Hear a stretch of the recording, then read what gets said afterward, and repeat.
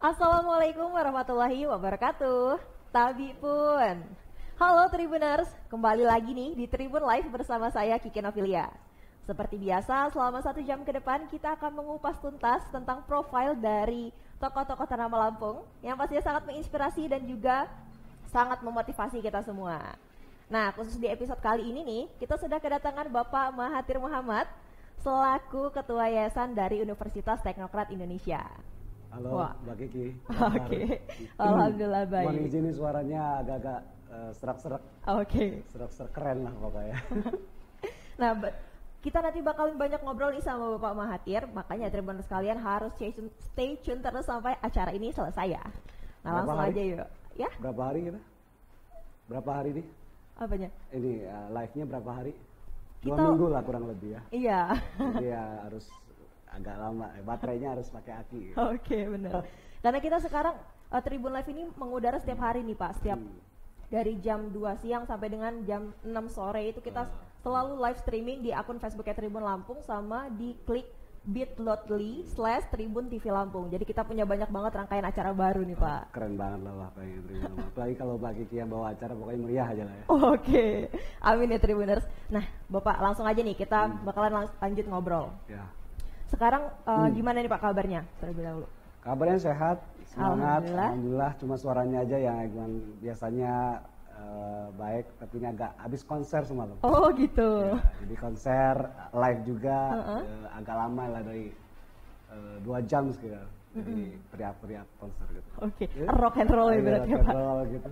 Oke, nah tadi gimana nih Pak perjalanan ke Tribun Lampungnya? Apa udah macet atau lancar-lancar aja nih sejauh ini? Lancar-lancar aja, apalagi kalau jalan kaki pasti ya nggak ada macet. Oke. Cuma harus agak lama jalan.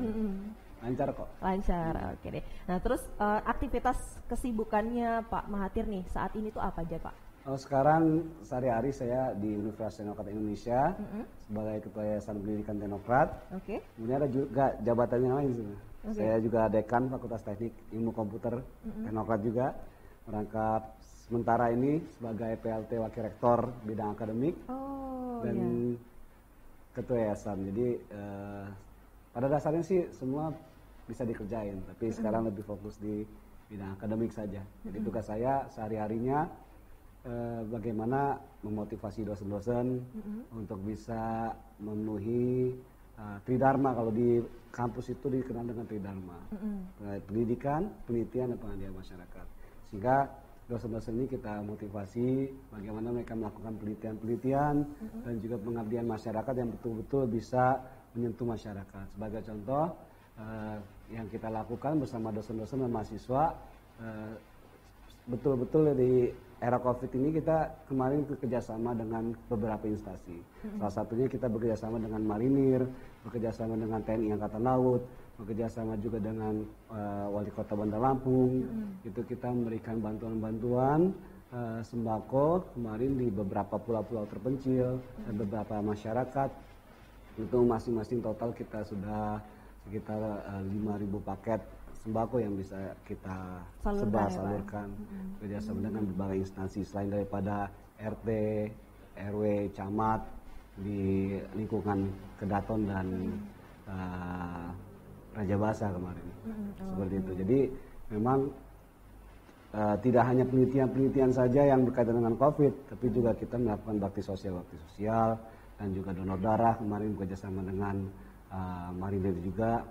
Yang intinya bagaimana kita bisa langsung menyentuh masyarakat yang membutuhkan, karena di era COVID ini kan sayang juga banyak masyarakat yang kekurangan, terutama sebagai contoh kalau kemarin kita ke Marinir Piabung itu nelayan-nelayan itu sekarang ikannya nggak berkurang, tapi yang beli ikannya nggak ada, yang beli udangnya nggak ada, sehingga mereka tidak bisa menangkap lebih banyak. Karena kalau menangkap lebih banyak butuh bensin, butuh biaya yang lain. Sedangkan yang beli juga nggak ada. Nah ini sangat juga terpengaruh terhadap kondisi nelayan terutama di Provinsi Lampung. Jadi kurang lebih seperti itu aktivitasnya. Aktivitasnya berarti nggak cuma jadi ketua yayasan aja ya Pak ya? Ada beberapa aktivitas lainnya juga. Betul. Gitu. Nah, menarik juga nih Pak tentang ketua yayasan. Nah, mungkin Tribuners sekalian juga masih belum paham nih ya Pak soal peranan dari yayasan itu sendiri di universitas atau lembaga pendidikan itu seperti apa. Nah, itu gimana nih Jadi Pak? yayasan itu lembaga nirlaba. Jadi di pendidikan memang badannya itu bisa berupa perkumpulan seperti Muhammadiyah, Nahdlatul Ulama. Kalau di kita itu bentuknya yayasan. Okay. Nah, yayasan ini menaungi Universitas Teknokrat Indonesia. Jadi kita lah yang bertugas untuk perencanaan pembangunan, kemudian pengembangan, kita harus nama yayasan. Jadi wadahnya adalah yayasan pendidikan. Nah, tapi selain di yayasan saya juga membantu di eksekutifnya. Yang tadi ya saya sampaikan, saya selaku Dekan Fakultas Teknik Ilmu Komputer dan juga merangkap sementara ini pelaksana tugas wakil rektor bidang akademik. Ya, cukup banyak yang saya kerjakan setiap harinya. Yang tadi saya sampaikan bagaimana dosen-dosen di Universitas Teknokrat Indonesia ini bisa memiliki prestasi. Kalau mahasiswa itu di Teknokrat prestasinya selain daripada IPK-nya harus baik, karakternya juga harus baik, disiplin. Karena kita punya moto disiplin bermutu kreatif dan inovatif. Sehingga yang pertama harus disiplin. Tanpa ada disiplin, tentunya susah kita untuk bisa menghasilkan mahasiswa-mahasiswa berprestasi. Nah, syukur alhamdulillah beberapa kesempatan, terutama di bidang robotik, animasi, Internet of Things, kemudian juga di bidang bahasa Inggris, olahraga, seni tari, bela diri dan sebagainya, kita bisa meraih prestasi-prestasi di tingkat nasional sebagai juara umum, juara 1 di bidang robotik, dan juga animasi, kemudian IoT di ajang-ajang kompetisi tingkat nasional. Dan juga kita bisa alhamdulillah juga untuk robot underwater kapal selam kita juga bisa juara 1 tingkat nasional dan juga juara 3 se-Asia Tenggara. Nah, ini kan dibutuhkan disiplin daripada mahasiswanya. Mahasiswa itu harus punya disiplin karena memang faktanya input mahasiswa di universitas swasta itu tidak itu berbeda daripada input daripada universitas negeri. Faktanya kualitas inputnya memang di bawah daripada universitas negeri. Kalau yang pintar-pintar, yang punya semangat biasanya, walaupun nggak semuanya, biasanya atau mayoritas itu memilih kampus-kampus besar di Jawa, biasanya Universitas Indonesia, kemudian juga ITB, UGM dan sebagainya. Kalaupun yang punya uang lebih, biasanya swasta juga di Jakarta seperti di Nusantara dan sebagainya. Sehingga di Provinsi Lampung ini tersisa mahasiswa-mahasiswa yang mungkin kemampuan secara intelektual quotient-nya dan juga finansialnya yang tidak setinggi yang masuk di swasta ataupun negeri di tingkat nasional, itu masuknya di swasta. Provinsi Lampung. Tapi kita nggak mau sebagai kampus swasta yang di Lampung terus ya sudahlah, yang penting kita dapat mahasiswa, kemudian kita nggak punya tugas untuk bisa mendidik mereka memiliki karakter yang baik. Nggak, kita punya semangat walaupun kita di Provinsi Lampung swasta, tapi kita juga bisa disejajarkan dengan kampus-kampus besar, baik itu negeri dan swasta di tingkat nasional. Dan itu terbukti beberapa lomba-lomba terutama di bidang robotik, kemudian animasi, kemudian juga di beberapa olahraga seperti basket, futsal, karate, kita bisa mengalahkan kampus-kampus besar di tingkat nasional seperti mengalahkan UI, ITB, UGM dan sebagainya. Syukur alhamdulillah seperti itu. Oke, nah itu untuk caranya sendiri gitu Pak, atau langkah-langkah yang dilakukan dari pihak kampus ataupun yayasan gitu untuk mendorong prestasi anak didiknya itu seperti apa? Ya, yang pertama kita harus punya dosen juga yang punya semangat untuk mendidik. Jadi makanya kampus Teknokrat dibangun oleh Bapak Dr. Haji Muhammad Nasrullah Yusuf, itu dari mulai kursus tahun 87, kemudian menikah menjadi diploma 1 tahun, kemudian di tahun 2000 kita menikah menjadi akademi, kemudian 2001 menjadi sekolah tinggi, dan terakhir 3 tahun terakhir kita menjadi universitas.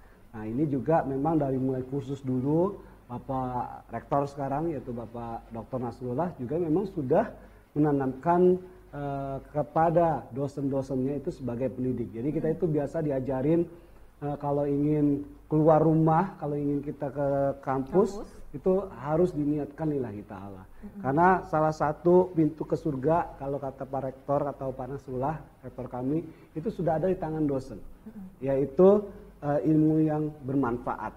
Nah, ilmu yang bermanfaat inilah yang kami semangat kami supaya bisa mendidik mahasiswa itu bisa dapat keterampilan, kemampuan, sehingga dengan keterampilan dan kemampuan itu mereka bisa meningkatkan harkat martabat hidup diri dia, hidup keluarga dia, bisa mendapatkan pekerjaan yang baik dari situ. Kemudian juga memiliki disiplin, tekad, karakter yang baik, bisa bersaing mendapatkan lapangan pekerjaan yang baik, bahkan mereka bisa membuka lapangan pekerjaan mereka sendiri. Nah, tentunya ini tugas seorang pendidik seperti itu. Nah, nggak mungkin mahasiswanya bisa berprestasi, bisa punya semangat, bisa nggak minder. Yang misalnya kan dari, ya mohon maaf, inputnya kan misalnya dari luar kota yang memang secara lingkungan kalah dengan siswa-siswa yang dari Jakarta. Itu kan kita mendidiknya bagaimana mereka tidak minder, tidak. Kalau ketemu dari UI itu wah kayak gitu, wah kita ngelawan UI, wah kita ngelawan ITB, wah kita ngelawan UGM. Untuk bisa percaya diri saja, itu juga punya tantangannya sendiri. Nah, oleh karena itu tidak cukup hanya mengandalkan kepintaran aja. Secara input kita kalah dengan mahasiswa-mahasiswa di Pulau Jawa. Secara inputnya, itu faktanya dari tesnya, dari rankingnya dan sebagainya. Kemudian secara fasilitas juga kita bisa dibilang ya masih kalah. Ya baik, itu laboratoriumnya. Kemudian sebagai dari tenaga pendidiknya. Tentunya negeri, terutama yang negeri-negeri besar di Pulau Jawa, lebih banyak profesor doktornya dibandingkan kita. Fasilitasnya juga luar biasa hebatnya. Sehingga kalau kita sudah kalah inputnya, kalah fasilitasnya, kalah pendidiknya, kalah juga kemampuan finansial mahasiswanya. Terus apa dong? Kita mau bisa disejajarkan dengan mereka. Nggak ada lain daripada itu adalah tekad. Disiplin, tekad, dan semangat. Dan alhamdulillah dengan disiplin, tekad, dan semangat itu kita nggak mau dibatasi. Oke, kalau gitu kita udah kalah semua, ya sudah kita pasrah. Enggak. Dengan kita tahu bahwa kita harus bisa disejajarkan dengan kampus-kampus besar, itu kita akan mencari jalan keluarnya. Kalau memang kita tidak ada tenaga ahlinya dari sini, ya kita undang tenaga ahli dari luar memberikan pendidikan kepada kita, atau kita yang latihan di mereka. Seperti itu, sehingga kita juga memiliki kemampuan-kemampuan, keterampilan yang juga bisa membuat mahasiswa kita lebih unggul daripada mereka. Tapi kuncinya adalah disiplin dan semangat. Karena kalau disiplin dan semangat. Karena untuk bisa disiplin dalam jangka panjang itu butuh energi, butuh semangat. Ya. Semangat itu yang membuat mereka bisa disiplin terus menerus. Nah, semangat saja itu nggak bisa, karena biasanya orang kalau semangat cuma 2-3 hari. Orang kita barusan ikut motivasi berapa hari semangat, habis itu lemes lagi. Atau di tahun baru kita punya resolusi gitu ya, tahun ini saya mau A, B, C, D, F, baru 1 bulan Januari, kemudian Februari kita sudah lupa lagi. Sehingga semangat itu harus di follow up dengan disiplin. Sehingga mau semangat, mau nggak semangat, pokoknya jalanin aja.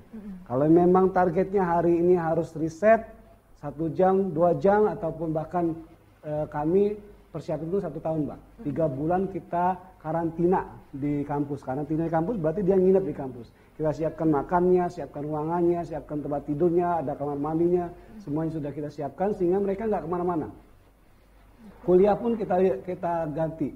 Dalam arti kata bisa dikompensasi beberapa mata kuliah, terutama berkaitan dengan elektronik, elektro, kemudian robotik, pemrograman, itu bisa kita konversi. Sehingga mereka tidak perlu ikut kuliah, kalau mereka bisa ikut perlombaan, lolos misalnya ke final saja, mereka sudah bisa dapat A. Untuk beberapa mata kuliah yang berhubungan. Sehingga mereka bisa benar-benar fokus untuk ikut lomba tersebut. Jadi memaksimalkan potensinya mereka ya, gitu ya Pak. Betul. Jadi ya itu yang kita support daripada mahasiswa. Nah, untuk mencetak mereka untuk disiplin itu tentunya kami dosen-dosennya juga harus bisa mencontohkan. Dosen-dosennya alhamdulillah sekarang ini kita dosen-dosennya masih muda, masih semangat, masih energik.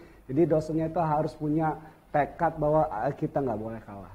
Lebih baik mati bahasanya daripada kita kalah. Pokoknya ayo kita sampai di ujung perlombaan kita harus terus berjuang. Dan banyak perlombaan kita, salah satunya yang saya contohkan ya Mbak, saya cerita, kita pernah di tahun 2018 atau 17 ya, 17-18, itu kita juara 1 Robobot namanya. Apa itu Pak? Itu robot untuk di laut, kemudian dia pakai sensor, kemudian dia bisa melewati beberapa rintangan dan dihitung kecepatannya dan ketepatannya. Oke, itu skalanya nasional? Skalanya nasional, ada UI, ITB, UGM. Jadi singkat cerita pada mau lomba, motor kita ini rusak, jadi angus ya. Kalau motornya rusak, kita nggak punya cadangan, sedangkan itu di laut, di pantai, mau ke toko kejauhan, bentar lagi udah mau lomba. Nah kita lihat, alhamdulillah teman-teman di Universitas Indonesia itu punya cadangan motor. Nah kita pinjam sama mereka. Nah alhamdulillahnya juga kita nggak dianggap sebagai pesaing. Nama Teknokrat aja mungkin mereka belum pernah dengar. Dari mana ini Teknokrat? Jadi kalau enaknya nggak dianggap pesaing itu kan, ya udah pinjemin aja nggak bakal menang ini juga. Nah alhamdulillahnya dengan pakai motornya dari UI itu kita bisa juara 1 dan UI juara 3 pada saat itu. Oke, waduh, jadi ya, banget ya. Terima kasih kepada Universitas Indonesia yang sudah pada saat itu membantu meminjamkan motornya gitu. Oke. Nah nanti kita lanjut lagi nih Pak ngobrol-ngobrolnya, karena sebentar lagi kita akan break sebentar. Nah untuk Tribuners sekalian jangan kemana-mana dulu ya, karena kita bakalan lanjut lagi ngobrol dengan Pak Mahathir. Tapi Kiki juga bakalan mau ngingetin lagi nih buat Tribuners sekalian, kalau misalnya kita akan live streaming itu setiap hari dari jam 2 siang sampai dengan 6 sore. Jangan kemana-mana ya. Haha, udah tahu belum ada yang baru dari Tribun Lampung? Belum tahu kan? Ya, Tribun Lampung sekarang sudah ada TV-nya loh.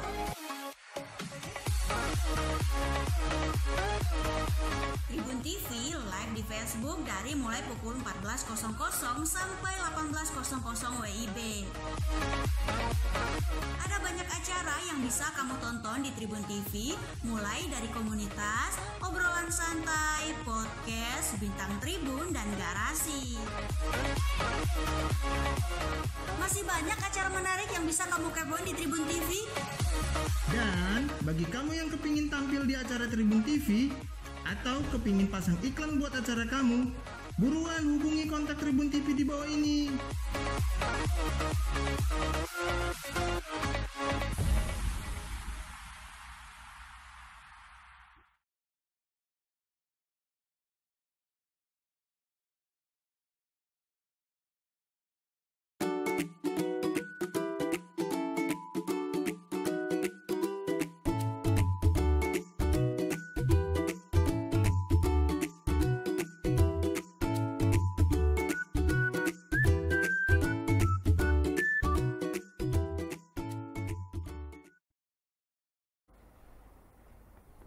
Oke Tribuners, balik lagi nih di Tribun Live bersama dengan Pak Mahathir Muhammad. Yuk langsung aja kita lanjutin obrolan kita yang tadi. Lanjut nih Pak, soal yayasan tadi. Yayasan ini kan akhirnya menaungi Universitas Teknokrat Indonesia. Nah itu untuk hal-hal yang berkaitan dengan akademik, itu apakah yayasan juga akhirnya turun tangan gitu Pak untuk hal tersebut? Ya, jadi yayasan itu menyediakan fasilitas.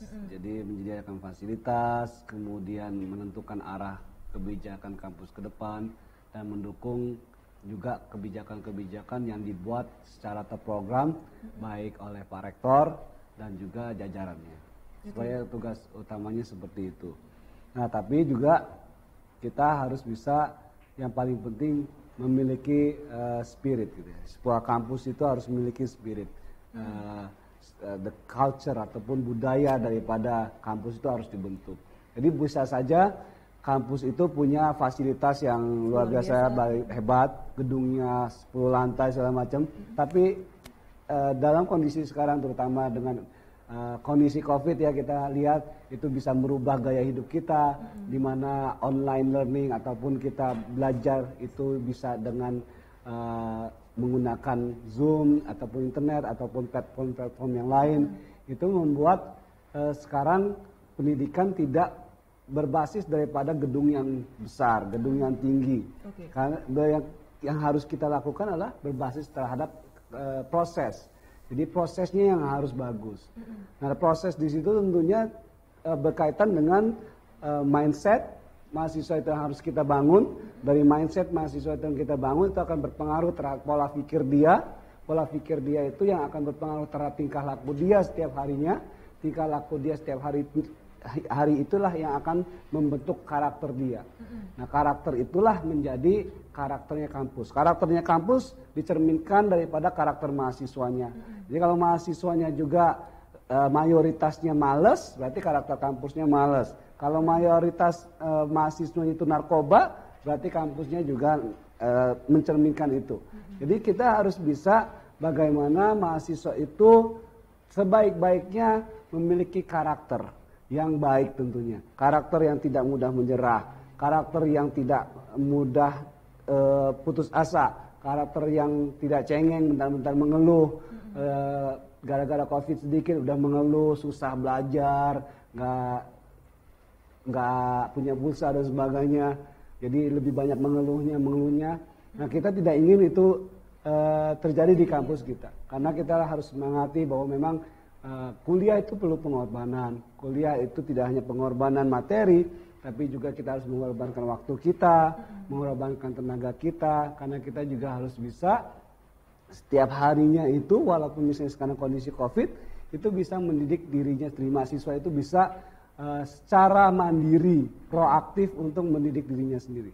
Nah, tentunya ini mulai dari mana? Mulai dari mindset, dari pola pikir.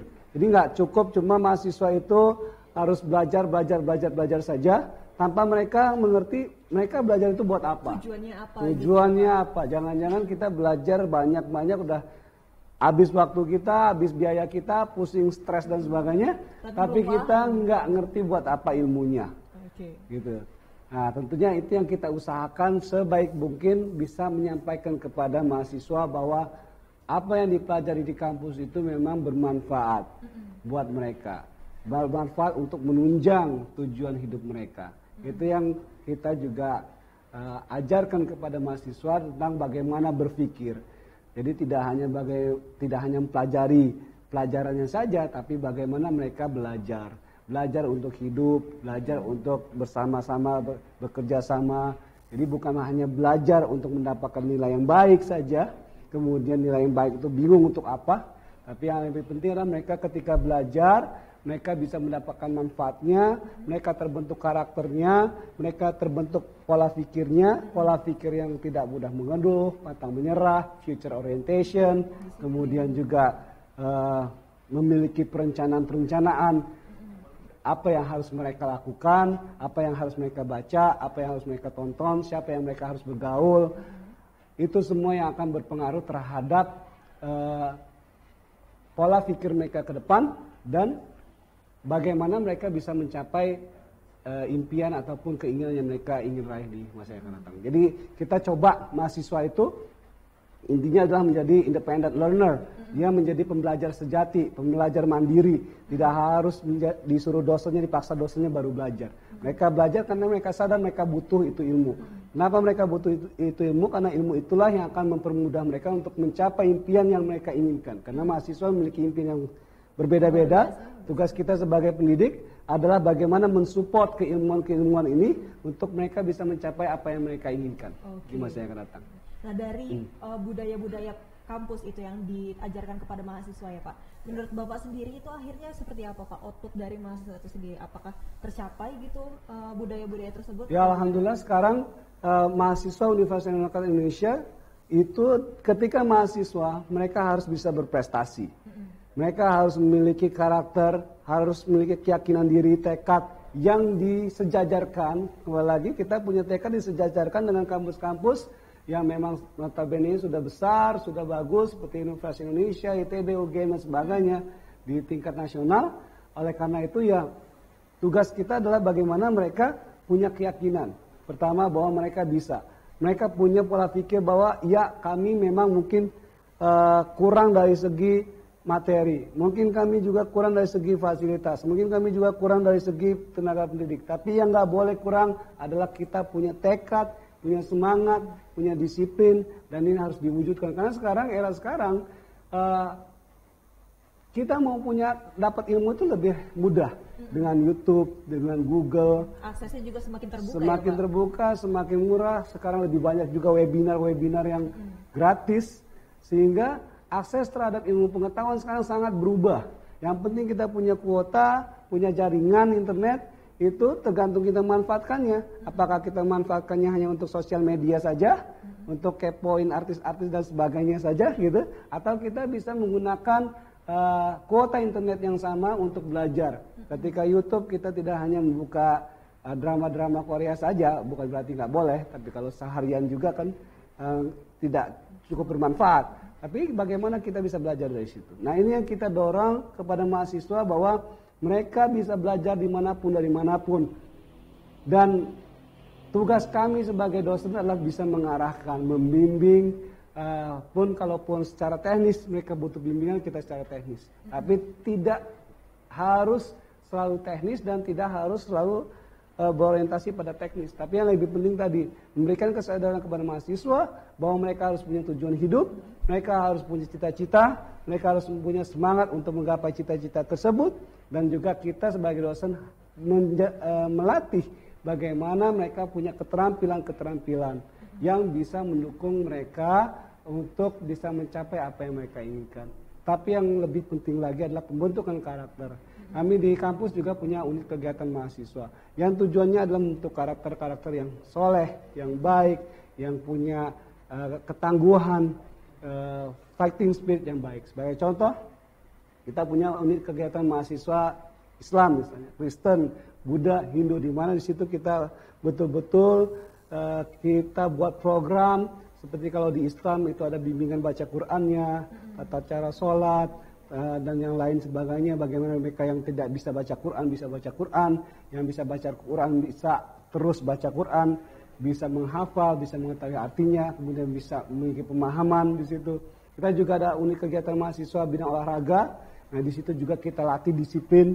Bagaimana alhamdulillah kita juga kemarin yang putri bisa juara 1 tingkat nasional untuk basket.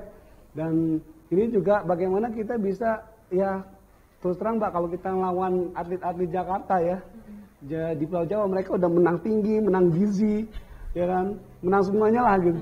Nah kita juga harus bisa nyamakan ke sana.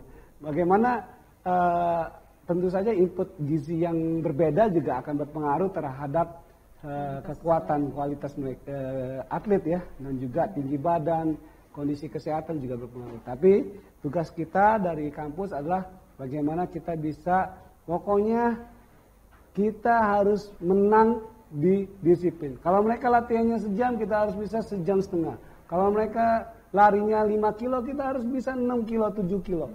Jadi kalau kita nggak lebih keras, kita pasti kalah. Udah gitu aja, hitungannya kuantitas aja deh.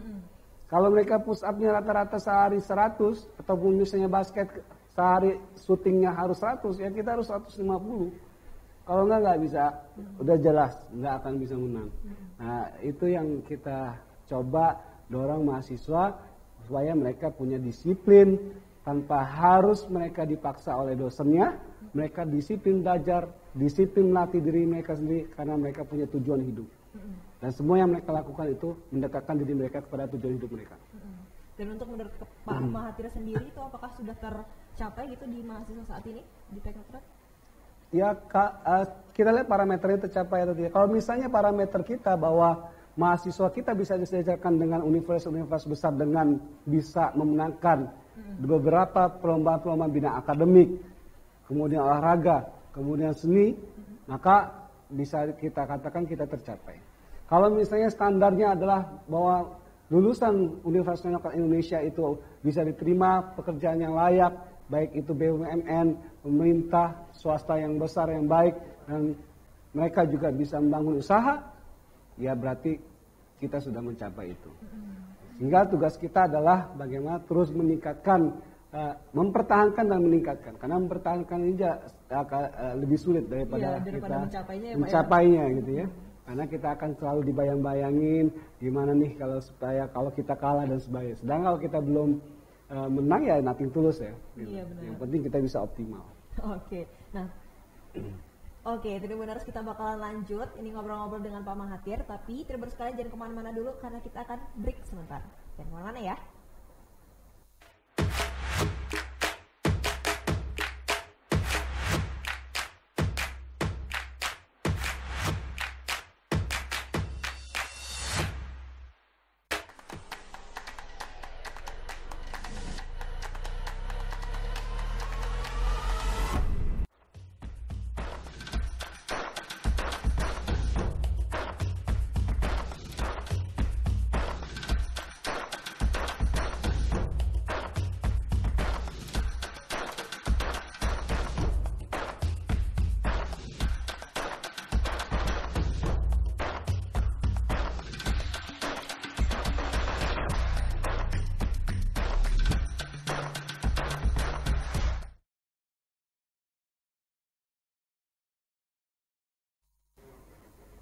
Oke Tribuners, balik lagi di Tribun Live. Nah, kita lanjut lagi nih Pak ya.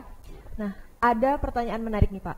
Jadi kan kalau misalkan kita tahu nih, di Teknokrat itu sendiri sempat beberapa kali mengalami perubahan nama gitu ya Pak ya. Yang dari awalnya perguruan tinggi Teknokrat dan akhirnya sekarang menjadi Universitas Teknokrat Indonesia. Nah, itu alasan dibalik perubahan nama itu sendiri seperti apa Pak? Karena mungkin saya ganti namanya. Tadinya saya Mahathir Muhammad, sekarang jadi Mahathir Muhammad, tampan keren sekali. Gitu. Oke. Jadi kampusnya jadi berubah. Gimana tuh? Percaya nggak? Nggak kan? Ya, jadi sebenarnya bukan itu sebenarnya tentunya alasannya. Ya karena memang kita ada perubahan dari sekolah tinggi menjadi universitas. Jadi karena sebelumnya sekolah tinggi ya namanya Sekolah Tinggi Manajemen Informatika Komputer STIMIK Teknokrat, STBA Sekolah Tinggi Bahasa Asing Teknokrat. Nah, kita ada penambahan beberapa prodi baru sehingga kita perluas menjadi universitas. Jadi menjadi Universitas Teknokrat, kita tambah dong supaya levelnya nasional tambah Indonesia. Oke, berarti cakupannya juga menjadi lebih luas gitu ya Pak ya? Ya betul. Dan untuk sekarang fakultas yang ada di Universitas Teknokrat Indonesia ini ada apa aja nih Pak? Kita punya Fakultas Teknik dan Ilmu Komputer, Fakultas Ekonomi dan Bisnis dengan Fakultas Sastra dan Ilmu Pendidikan. Ada 3? Ya. Dengan jumlah mahasiswa berapa itu Pak? Ada sekitar 7.000. 7.000 ya. mahasiswa, oke. Nah, kalau ditanya berapa yang laki-laki, berapa yang perempuan, datanya saya belum ada. Oke. Siap. Tinggi badan, berat badan juga belum Secara siap. detailnya belum tahu ya Pak ya? Belum siap kalau untuk itu. Oke, nah dari 7.000 mahasiswa itu gitu Pak, sekarang kan ada pandemi COVID, apakah semuanya itu akhirnya menjalani kuliah online atau gimana nih Pak? Ya selama kemarin memang harus di rumah ya kita full online. Sebenarnya tentang online ini kita sudah jalankan di Teknokrat. Oh, dan bahkan sebelum ada COVID kita sudah ada dengan platformnya yang sudah distandarkan oleh Dikti pada saat itu ya. Memang Dikti itu Direktorat Jenderal Pendidikan Tinggi sudah punya standar untuk pengajaran online dan platformnya juga sudah punya standar. Nah kita sudah siapkan standar itu dan kita sudah jalankan standar itu. Sehingga alhamdulillah di tahun 2019 kita karena ada perankingan penilaian dari Dikti terhadap proses pembelajaran daring namanya. Kita dapat nilai full, poin 4. Karena kita sudah menerapkan sesuai dengan standarnya pemerintah pendidikan tinggi. Nah, tinggal kita teruskan saja. Kalau sebelumnya itu contohnya 5, ya sekarang kita tambah jadi 10 gitu kan. Pada dasarnya mahasiswa juga sudah biasa, tinggal kita tambah saja kuotanya. Nah sekarang karena kita sudah menghadapi new normal tentunya kita akan bertahap untuk bagaimana bisa kembali lagi terutama yang untuk praktikum itu juga bisa offline di kampus. Nah sekarang kita tanggal 26 besok sudah mulai ujian akhir semester. Nah, beberapa mata kuliah terutama yang praktikum, yang kekhasan program studi itu kita lakukan offline di kampus. Juga tentunya dengan standar-standar yang diberlakukan sesuai dengan standar pemerintah. Seperti kita mewajibkan di seluruh kampus itu memakai masker, bercuci tangan. Beberapa titik sudah kita siapkan sanitizer, cuci tangan. Ya, kalau mau mandi juga bisa di sini. Karena sabunnya kita kasih yang sudah banyak. Disediakan semuanya ya Pak. Jadi kalau memang kurang puas mandi sekalian gitu ya. Terus tentunya juga dalam distance ya, jaga jarak. Ya, terutama untuk di laboratorium kita juga ada jaga jarak untuk seling satu bangku. Kemudian di keyboardnya juga kita kasih pelapis sehingga menghindari tercemarnya virus, dan juga untuk praktek di lab itu mahasiswa wajib pakai sarung tangan. Oke, berarti untuk standarnya sendiri udah jelas gitu ya Pak untuk prosedur-prosedurnya. Sudah, dan ini kita akan coba tentunya di tanggal 26 besok sebelum betul-betul kita menghadapi new normal di mana mahasiswa boleh masuk semuanya. Oke. Nah, itu kan tadi kalau misalkan untuk di beberapa kampus nih Pak, kalau misalnya kita di dalam new normal ini sendiri kan biasanya ada pembatasan kuota nih. Nah, kalau misalkan untuk di teknokrat ini sendiri apakah nanti bakalan ada pembatasan kuota atau seluruh mahasiswanya boleh masuk di kelas?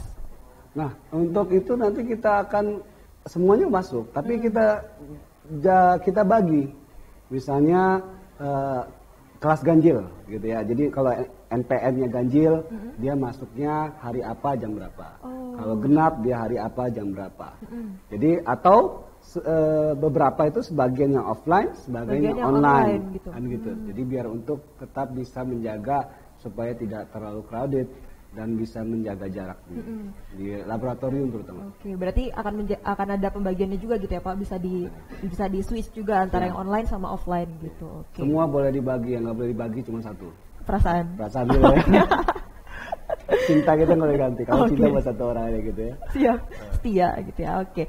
Nah, terus Pak, kalau misalkan kan kemarin itu kan teknokrat juga ternyata menjalani kuliah online gitu. Ya. Nah, itu apakah ada subsidi gitu untuk mahasiswa dalam menjalani perkuliahan online? Nah, ini bedanya dengan kampus lain. Karena kita terbiasa platform kita kan menggunakan platform Spada, bukan platform Zoom. Jadi kalau platform Zoom itu memang akan menarik kuota yang jauh lebih besar. Sedangkan untuk platform kita Spada itu tidak besar untuk membuka platform itu. Itu yang pertama. Yang kedua, kalau Zoom itu kan dia live, misalnya 2 jam nih. Kemudian ya harus 2 jam itu juga kuotanya kesedot kan. Nah kalau itu enggak, kita bisa di-download. Jadi kita sudah upload di platform itu, bahkan beberapa juga kita upload di YouTube misalnya. Jadi mahasiswa tinggal download terus bisa dilihat berulang-ulang seperti itu. Sehingga mereka juga tidak harus misalnya setiap mata kuliah itu 2 jam di depan dosennya ngomong langsung dengan Zoom, kan itu akan lebih berat untuk kuotanya seperti itu. Jadi download dengan lebih kecil. Kemudian selanjutnya adalah kita karena platform itu sudah kita susun, di situ juga kan ada tugas-tugas yang tidak semuanya berbasis video.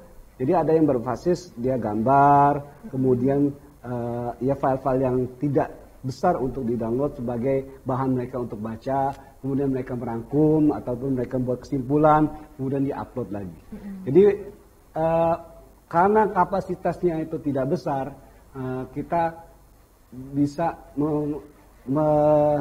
cover itu kebutuhan itu yang sebenarnya kebutuhannya banyak sehingga harus di cover dengan bantuan subsidi misalnya. Ini karena kebutuhannya sangat kecil ya, tanpa perlu subsidi pun kami yakin mereka sudah bisa mampu gitu ya Pak ya. Oke.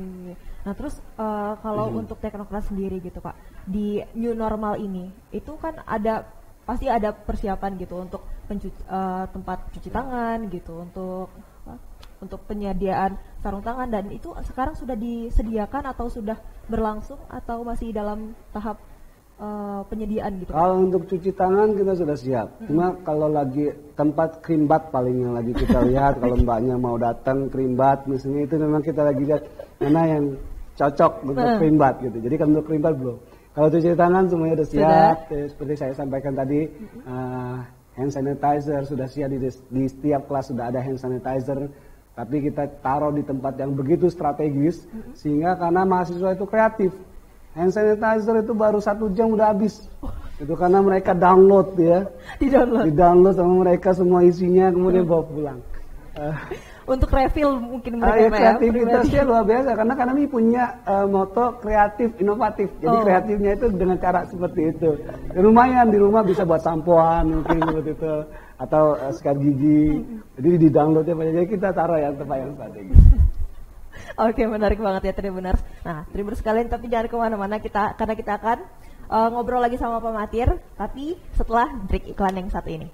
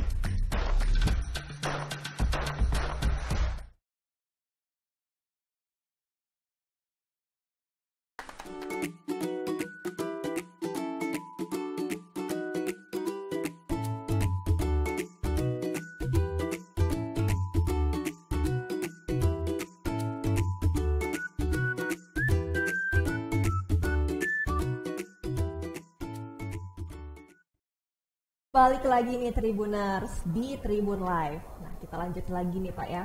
Nah, sekarang berhubung kita sudah berada di segmen terakhir nih Pak. Wah, sayang banget ya. Padahal pengennya masih lama gitu ngobrol-ngobrolnya. Masih banyak ya Pak yang bisa dibahas. Apa kita terusin aja sampai malam? Oke, boleh.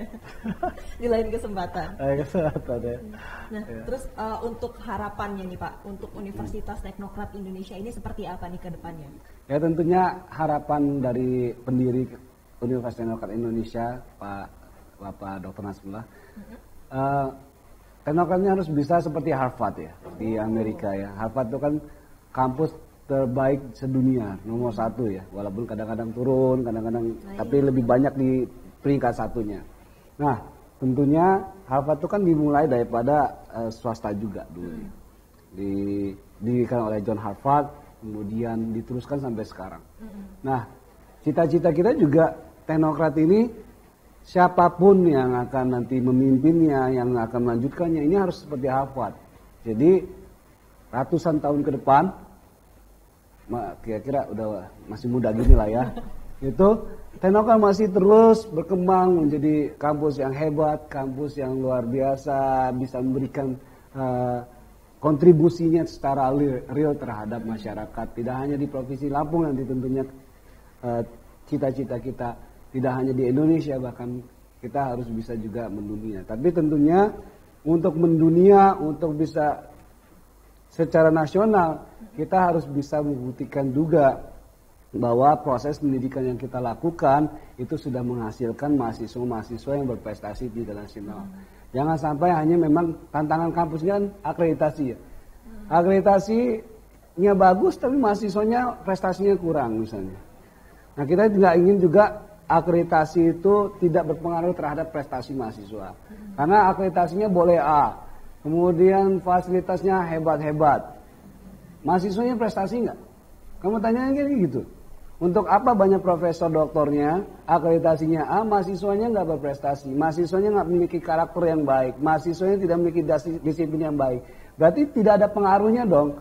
Sistem fasilitas yang sudah disediakan itu terhadap proses yang akan pembentukan mahasiswa yang berkarakter dan juga profesional tentunya. Nah, ini kita juga harus mengimbangi antara itu. Jadi akreditasi bagus, peringkat misalnya peringkat kampus terbaik ya.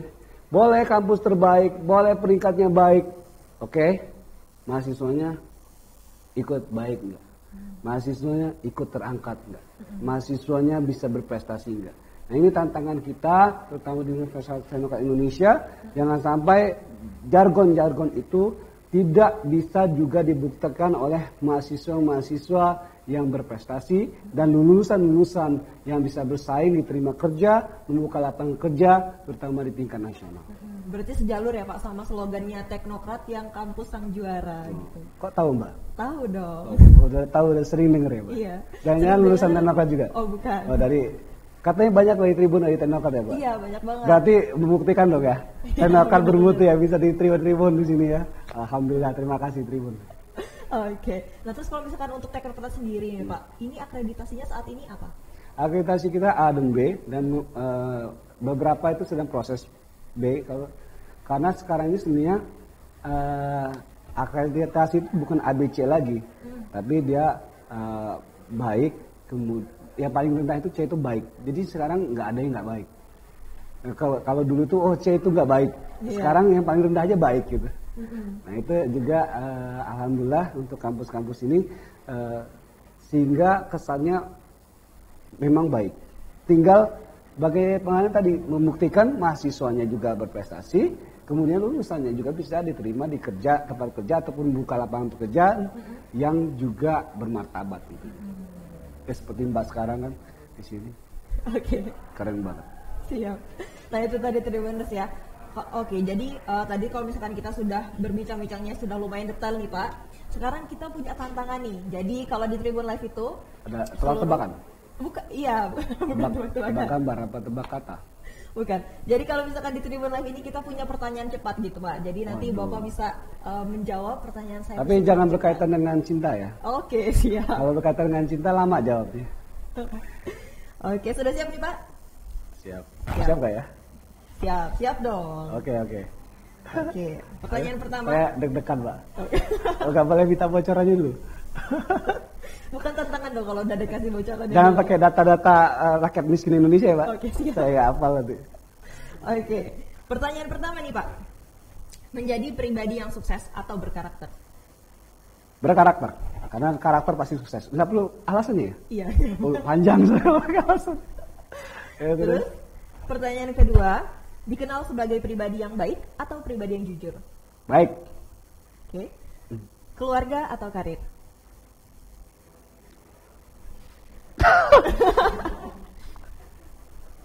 Lambaikan tangan ke kamera kalau sudah menyerah Pak. Karir. Oke. Kemudian menjadi pribadi yang sukses atau bermanfaat buat orang lain? Bermanfaat. Liburan ke mall atau ke alam? Alam. Menjadi ayah yang sukses atau ayah yang baik? Baik. Oke, terima kasih banyak Pak Muhatir. Nggak perlu saya jelasin alasan-alasannya kan? Udah. Nah, kalau nanti punya pertanyaan terhadap alasan boleh hubungin di bawah ini. Oke. Terbuka nih buat teman-teman sekalian yang punya pertanyaan-pertanyaan lebih lanjut ya kepada Pak Muhatir. Oke, terima kasih banyak Bapak atas waktu dan udah juga... selesai deh. Iya. Gini aja, panjangin aja lagi setengah jam lagi gitu nggak bisa? Oh, mungkin di... kuotanya terbatas ya? Iya, kuotanya terbatas. Durasi kita terbatas. Bukan netizennya terbatas kuotanya. Kalau kita kan unlimited kan, Tribun kan pasti unlimited kuotanya kan? Iya. Oke, dan nanti kita sambung lagi nih Pak di lain kesempatan gitu. Bener nih? Siap. Kalau misalkan Bapak bisa datang ke Tribun tiap hari nggak Bapak? Serius? Boleh lah kalau gitu. Oke, terima kasih banyak Bapak atas waktu dan kesempatannya yang udah main-main ke Tribun Lampung dan juga sharing kepada Tribuners sekalian yang ada di rumah. Ini kemana dadanya? Kameranya yang mana? Ke sana, ke depan. Emang cuma satu ya? Oke, semoga sukses terus dan juga Teknokrat semakin berjaya nih menjadi kampus sang juara. Ya. Oke. Amin. Terima kasih. Oke, Tribuners itu tadi ya bincang-bincang kita seru banget nih sama Pak Muhatir. Ada yang nonton nggak sih? Banyak dong Pak. Sekalian berapa viewersnya berapa? Ada 1.000 apa 5.000 ya? 5.000? Ya, alhamdulillah. Ada sekitar 5.000 orang. Okay. Nah, buat Tribuners sekalian, diingetin lagi nih untuk terus tonton Tribun Live itu dari hari Senin dan juga Selasa pukul 3 sore di akun Facebooknya Tribun Lampung atau di klik bit.ly/Tribun TV Lampung. Oh ya Mbak, ini nggak nyalon apa-apa ya nih gambarnya ya. Ini kayak mau nyalon wali kota atau apa? Ini enggak loh. Ini kayak mau ngelamar gadis gitu. Oke, siap. Nah, saya Kiki Novilia undur diri. Sampai ketemu lagi di episode selanjutnya ya. Bye-bye. Wassalamualaikum warahmatullahi wabarakatuh. Haha, udah tahu belum ada yang baru dari Tribun Lampung? Belum tahu kan? Ya, Tribun Lampung sekarang sudah ada TV-nya loh.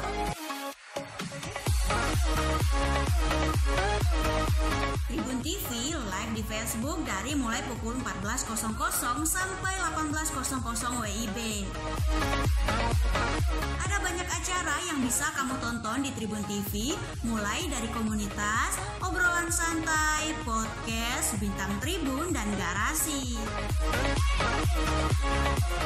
Masih banyak acara menarik yang bisa kamu kepoin di Tribun TV. Dan bagi kamu yang kepingin tampil di acara Tribun TV atau kepingin pasang iklan buat acara kamu, buruan hubungi kontak Tribun TV di bawah ini.